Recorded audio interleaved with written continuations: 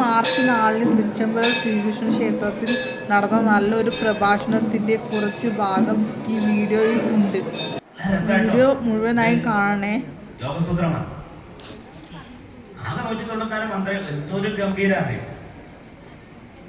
അവിടെ ആദ്യം തന്നെ പറയുന്നത് അറിയോ, ചിത്തവൃത്തി നിരോധ. അപ്പൊ എന്താ മനസ്സ്? എ ബഞ്ച് ഓഫ് തോട്ട്സ് എന്നുള്ളതാണ് മനസ്സ്. മനസ്സാണ് എല്ലാം. സർവം മന ഉപനിഷത്താണ്. ഈ മനസ്സിനെ അറിഞ്ഞാൽ മനസ്സിനെ കീഴടക്കാനാണ് നമ്മുടെ എല്ലാ ശാസ്ത്രത്തിലും എല്ലാവരും പറയുന്നത്. അത് ഏത് മതാവട്ടെ, ഖുറാനാവട്ടെ, ബൈബിൾ ആവട്ടെ, നമ്മുടെ സകല ശാസ്ത്രങ്ങളും അവിടെ പറയുന്നതാണ് മനസ്സിനെ കീഴടക്കുക, കൺട്രോൾ ചെയ്യുക. If you control your mind, നമുക്ക് വിജയം സുനിശ്ചിതമാണ്. പക്ഷെ നമുക്ക് ഒരിക്കലും പറ്റാത്ത എന്താണ്, ഇങ്ങനെ നമുക്കെന്താ അറിയോ, നമ്മുടെ ഒരു എല്ലാവർക്കും എന്താ അറിയോ ഇപ്പൊ ഉള്ളത്, സൈക്യാട്രിക്ക് എത്ര ആൾക്കാർ വരുന്നേ അറിയോ. കഴിഞ്ഞ ദിവസം ഞാനൊരു നിഫ്റ്റിലൊരു ക്ലാസ്സുമായിട്ട് ബന്ധപ്പെട്ട് സൈക്കോളജി, അവിടെ ഒരു ആഡ് ഓൺ കോഴ്സ് ഉണ്ട്. അവിടുത്തെ കുട്ടികളെ കൂട്ടിയിട്ട് കൂത്തുപറമ്പിലുള്ള കിംഹാൻസിൽ പോയി. അവിടുത്തെ ഡോക്ടർ, ഏറ്റവും ലീഡിംഗ് ആയിട്ടുള്ള ഡോക്ടർ പറയാണ്, ഞങ്ങൾ 9 മണി മുതൽ 9:20 വരെ മാത്രമേ ഈ റിസീവർ, അതിന്റെ ഫോൺ അവിടെ റിസീവർ അവിടെ കൃത്യമായിട്ട് വെക്കുള്ളൂ. 9 മണി മുതൽ 9:20 ആവുമ്പോഴേക്ക് 150 ടോക്കൺ പോകും. വെറും 20 മിനിറ്റ് കൊണ്ട് രാത്രി 10 മണി വരെയുള്ള അപ്പോയിന്റ്മെന്റ് കഴിയും. കാരണം അത്രയും തിരക്കാണ് ആർക്ക്, സൈക്യാട്രി പേഷ്യൻസ്. മനസ്സ് നിൽക്കുന്നില്ല. ഇപ്പൊ മനസ്സ് നിൽക്കുന്ന കാര്യമല്ല നമ്മൾ ചെയ്യുന്നത്. അവിടെ എത്ര കുട്ടികൾ അറിയോ സെറ്റിലിട്ടുള്ളത് ഓരോ സൈക്യാട്രി ഹോസ്പിറ്റൽ. എന്തുകൊണ്ട് വരുന്നു ഇന്നത്തെ ഈ നമ്മുടെ ജീവിത ചിട്ടകളും കാര്യങ്ങളൊക്കെ ഒരു പരിധി വരെ എന്താണ്, അലംഭവമായിട്ടുള്ള കാര്യങ്ങൾ. എപ്പോഴോ എഴുന്നേക്കുന്നു, എപ്പോഴോ കിടക്കുന്നു, എന്തൊക്കെയോ കഴിക്കുന്നു, എന്തൊക്കെയോ ചെയ്യുന്നു. നമ്മുടെ ശാസ്ത്രങ്ങളുണ്ടോ അവിടെയൊക്കെ? ഒന്ന് എഴുന്നേൽക്കുമ്പോൾ നമ്മളൊന്ന് പ്രാർത്ഥിക്കാറുണ്ടോ? ഒന്നിരിക്കുമ്പോൾ പ്രാർത്ഥിക്കാറുണ്ടോ? നമ്മുടെ ചുണ്ടുകളിൽ എന്താ ഉള്ളത്? നാമജപമാണോ? നമ്മുടെ മനസ്സിന് ശാന്തി നൽകുന്ന ഒന്നാണോ നമ്മളിലുള്ളത്? ആണോ? അല്ലെങ്കിൽ അശാന്തി നൽകുന്ന ചിന്തകളാണോ ഉള്ളത്? സീരിയലാണോ ഉള്ളത്? അല്ലെ ചുറ്റും ചർച്ചകളാണോ ഉള്ളത്? ദയവ് ചെയ്തിട്ട് നിങ്ങൾ രാവിലെ എഴുന്നേറ്റ ഉടനെ തന്നെ പ്രാർത്ഥിക്കാതെ, കുറച്ചു സമയം ധ്യാനിക്കാതെ ഒരു കാരണവശാലും പത്രം വായിക്കരുത്. ഒരു കാരണവശാലും ടി വി തുറന്ന് ന്യൂസ് കാണരുത്. ഒരു കാരണവശാലും നെഗറ്റീവായിട്ടുള്ള വാർത്തകൾ മൊബൈലിലോ കാര്യങ്ങളോ സോഷ്യൽ മീഡിയയിലോ കാണരുത്. കാരണം എന്താ പറയുക, ക്ലീൻ സ്ലേറ്റ് ആയത് മനസ്സാ സമയത്ത്. ആ സമയത്ത് നമ്മൾ ഇടുന്ന ഇൻപുട്ട് ഉണ്ട്. അവിടെ എന്തുകൊണ്ടാണ് നമ്മൾ ഇങ്ങനെ എഴുന്നേൽക്കുമ്പോൾ തന്നെ നമ്മൾ ധ്യാനിക്കണം എന്ന് പറഞ്ഞിട്ടുള്ളത്? ഈ മനസ്സിലേക്ക് സച്ചിന്തകൾ വേണം. സച്ചിന്തകൾ ധ്യായതോ വിഷയാൻ പുംസ സംഘസ്തേഷുപജായതേ സംഘാത് സംശായതോ കാമാത് ക്രോധോ വിജായതേ ക്രോധാത് ഭവതി സമ്മോഹ സമ്മോഹ സ്മൃതി വിഭ്രമ ബുദ്ധിനാശ ബുദ്ധിനാശോ പ്രണശ്യതി. സാഖ്യയോഗത്തില് ഭഗവാൻ അവസാനം സാഖ്യയോഗത്തിന് പറയുന്ന സാധനമാണിത്. Everything which starts from thought. ചിന്ത എന്ത് ചെയ്യുന്നു? പ്രവൃത്തിയിലേക്ക് വരും. ഈ പ്രവൃത്തി നമ്മുടെ ഹാബിറ്റ്സിലേക്ക്, നമ്മുടെ ക്യാരക്ടറിലേക്ക്, നമ്മുടെ ഡെസ്റ്റിനിലേക്ക് എത്തുന്നു. എല്ലാം തുടങ്ങുന്ന എവിടെയാ? ജിതം ജഗത് കേന മനോഹിയേന. ജിതം ജഗത് ഏന മനോഹിയേന. മനസ്സാണ് ഇതിന്റെയൊക്കെ ഇതിനെ. ഈ മനസ്സിനെ ജയിച്ചവൻ എന്താണ്? ലോകത്തെ ജയിച്ചവനാണ്. എന്തുകൊണ്ടാണ് കൗപീരവന്തഃ ഖലു ഭാഗ്യവന്തഃ? എന്തുകൊണ്ടാണ് നമ്മുടെ സന്യാസിമാരൊക്കെ അങ്ങനെ പറഞ്ഞു? കൗപീനം മാത്രമേ കൊടുത്തിട്ടുള്ളൂ. ഇത് രാജകൊട്ടാരത്തിൽ എത്ര വലിയ വീട്ടിൽ നിൽക്കുമ്പോഴെന്താ അവിടെയൊക്കെ പേടിയും ഭയവും ഒന്നുമില്ലാതെ തോന്നുവാണോ നമുക്കുള്ളത്?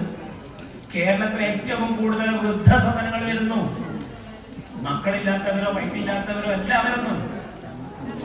പക്ഷെ ഭാഗ്യമില്ല, സന്തോഷം ഒന്നുമില്ല. ഈ അവസാന നിമിഷങ്ങളിൽ എന്താ ഉള്ളത്? ബാലസ്താവത് ക്രീഡാസക്തഃ തരുണസ്താവത് തരുണീരക്തഃ വൃദ്ധസ്താവത് ചിന്താമഗ്നഃ. ഓ, എന്തോരം ചിന്തിക്കുന്നു. ഒരു മനുഷ്യന്റെ ഒരു ആവറേജ് തോട്ടം എന്താ അറിയോ? 60,000 ചിന്തകൾ വരുന്നവരാണ്. അതിന്റെ അകത്ത് 85% നെഗറ്റീവാണ്. എന്നാ ഇനി നടക്കാൻ പോകുന്ന കാര്യത്തെ ചിന്തിക്കുമ്പോഴെന്താണ്?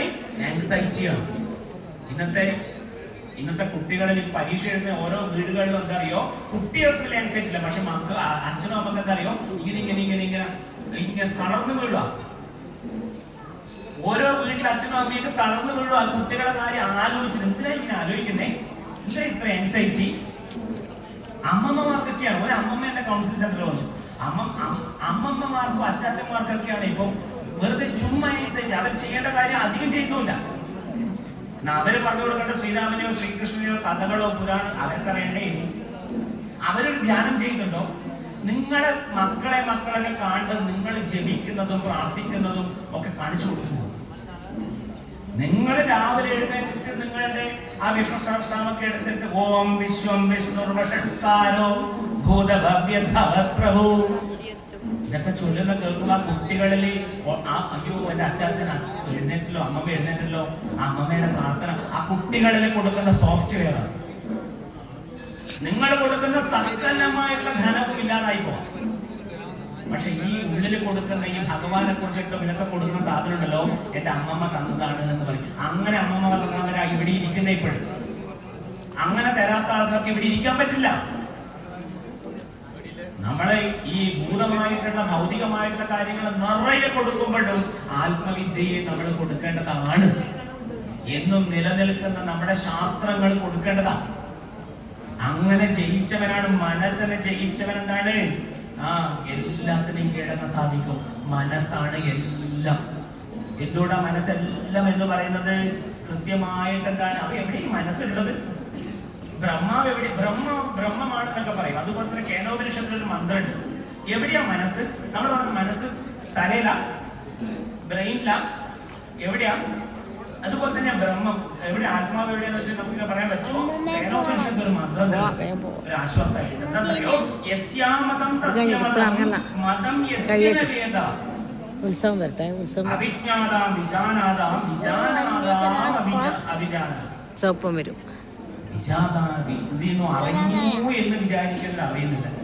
അറിഞ്ഞില്ല എന്ന് വിചാരിക്കുന്നവർക്ക് ഉണ്ട് ഈ സാധനം. എന്താണ്? യസ്യാമതം തസ്യമിതം മതം യസ്യ ന വിദ്യതേ. നിർബന്ധമായിട്ട് എന്താണ്? ശ്രോത്രസ്യ ശ്രോത്രം മനസോ മനോയത് വാചോഹ വാചം സൗ പ്രാണസ്യ പ്രാണ.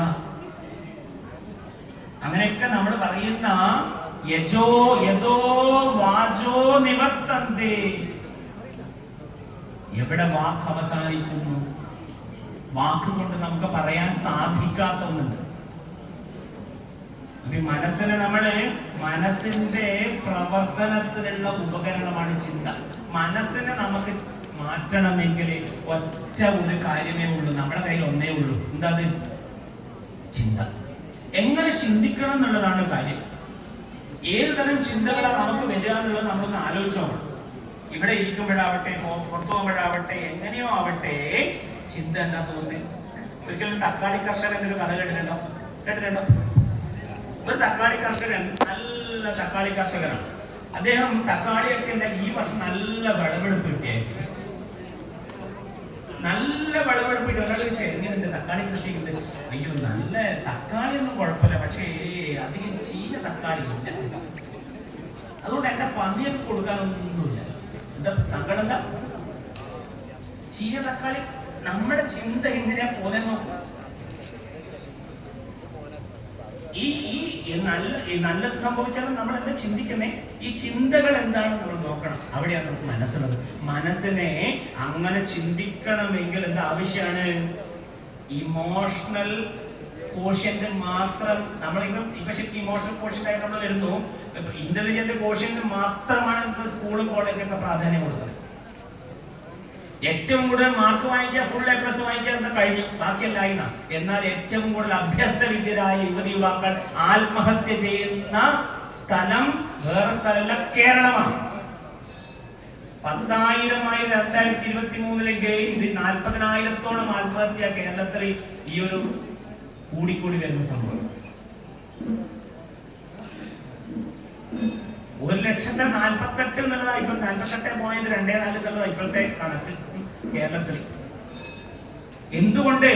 അവരൊക്കെ നോക്കൂ, നല്ല ഐക്യമുള്ള പിള്ളേരാണ്. പക്ഷെ അവർക്ക് എന്ത് ചെയ്യുന്നില്ല, ആൾക്കാരായിട്ട് സംസാരിക്കാൻ പറ്റുന്നില്ല, കൂട്ടുകൂടാൻ പറ്റുന്നില്ല, ജോലിക്ക് പ്രൊമോഷൻ കിട്ടുന്നില്ല. അതുപോലെ ഇക്യൂല് നിൽക്കരുത്. എന്ത് വേണം? SQലേക്ക് നമ്മുടെ പിള്ളേരെത്താം. സ്പിരിച്വൽ കോഷ്യന്റ് ഇല്ലെങ്കിൽ ആത്മവിശ്വാസം ഉണ്ടാവില്ല. കാര്യങ്ങളെ നേരിടണമെങ്കിൽ നമുക്ക് എന്താ ആവശ്യമുണ്ട്?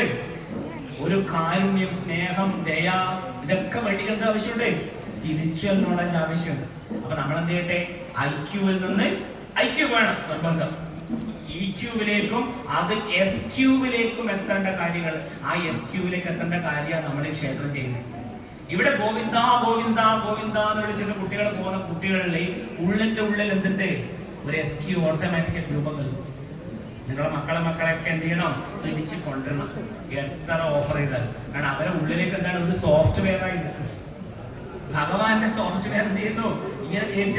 എന്താണ്? പ്രതിസന്ധികളിൽ, പ്രലോഭനങ്ങളിൽ, പരീക്ഷണങ്ങളിൽ തളരാതിരിക്കണമെങ്കിൽ മനഃശക്തി വേണം.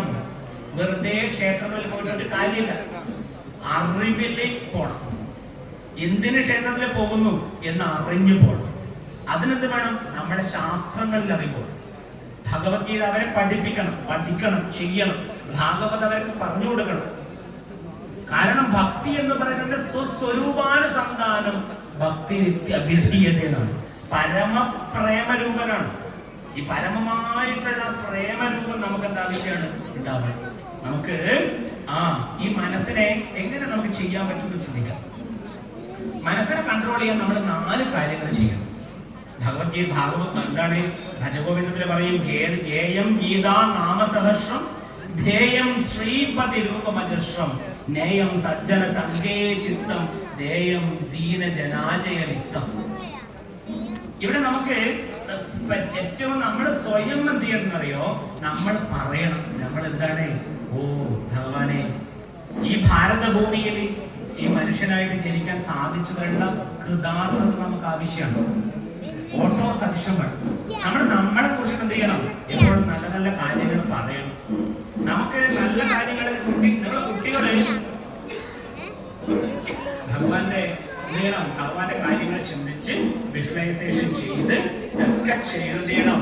നല്ല നല്ല കാര്യങ്ങളിലേക്ക് നമ്മൾ പോസിറ്റീവായിട്ടുള്ള തോട്ട് നമുക്ക് ഉണ്ടാവട്ടെ, ഭഗവാനിലേക്കുള്ള തോട്ട് ഉണ്ടാവട്ടെ എന്ന് പ്രാർത്ഥിച്ചുകൊണ്ട് എല്ലാവർക്കും മനസ്സിനെ ആ ഭഗവാൻ നല്ല ശക്തി തരട്ടെ എന്ന്, ശ്രീകൃഷ്ണ ഭഗവാൻ എന്താണ് നല്ല ശക്തി തരട്ടെ എന്ന് പ്രാർത്ഥിച്ചുകൊണ്ട് എന്റെ മുന്നിൽ ഇത്രയും സമയം സാധൂകം ശ്രമിച്ച എല്ലാവരുടെയും പാദങ്ങളെ വിനീത നമസ്കാരം. കായേന വാചാ മനസേന്ദ്രിയർവാ ബുദ്ധ്യാത്മനാ വാ പ്രകൃതേ സ്വഭാവ കരോമി യദ്യ സകലയാമി.